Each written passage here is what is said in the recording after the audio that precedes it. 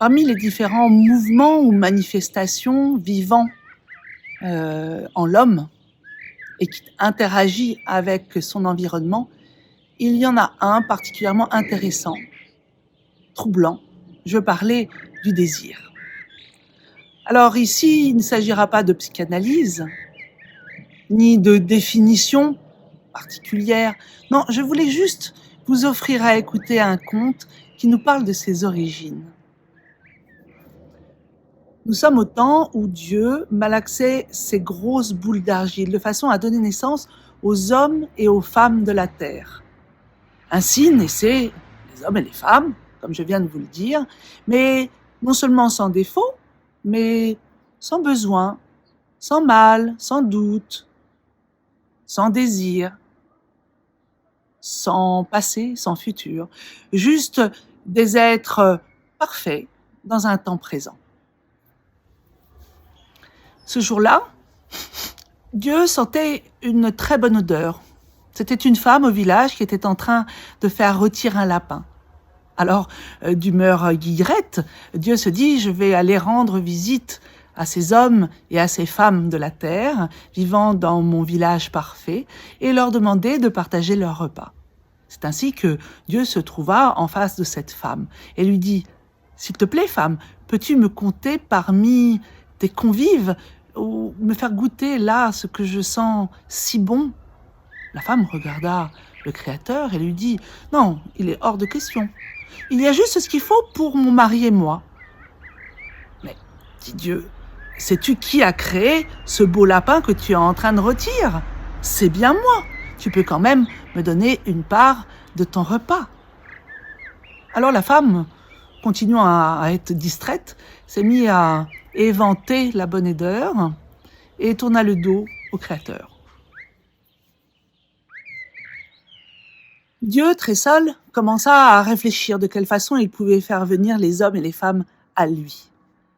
Alors, ces êtres jouaient, mangeaient, travaillaient à peine puisqu'il n'y avait rien à faire, tout était déjà si parfait.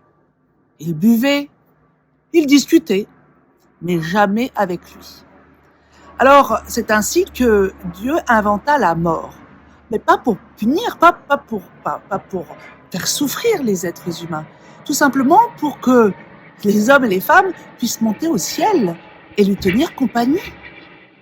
Sauf que Dieu n'avait absolument pas pensé que, en bas, le village deviendrait de plus en plus petit. Si les êtres meurent, ils ne sont plus ici-bas. Alors, les toits des maisons se sont faits fragiles et les êtres humains se sont retrouvés si seuls, sans l'époux, sans la femme, sans les enfants ou les parents. Non, il fallait trouver autre chose.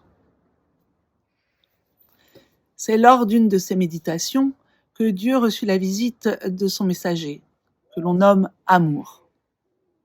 Tu sais, dit le messager à Dieu, que j'ai le pouvoir de rendre autonomes les hommes et les femmes de cette terre. Oui, de façon à ce qu'ils se multiplient, que tu ne sois plus concerné par la question de la procréation. Et comment feras-tu? Dit le Créateur. Oh, laisse-moi exciter leur sens, dit le messager. Laisse-moi éveiller leur sexe. Laisse-moi les sentir concernés par la jouissance et qu'ils soient liés l'un à l'autre par ce plaisir, celui de la sensualité et du désir. Alors, ils naîtront, grandiront et vieilliront ensemble. Et tu verras, ils se multiplieront sans que jamais tu ne sois concerné, à moins que tu puisses les guider dans ce bon sens et leur permettre en secret d'arriver à s'épanouir dans ces liens nouveaux. C'est ainsi que le désir est descendu sur terre, a fait son œuvre. Nous en sommes la preuve.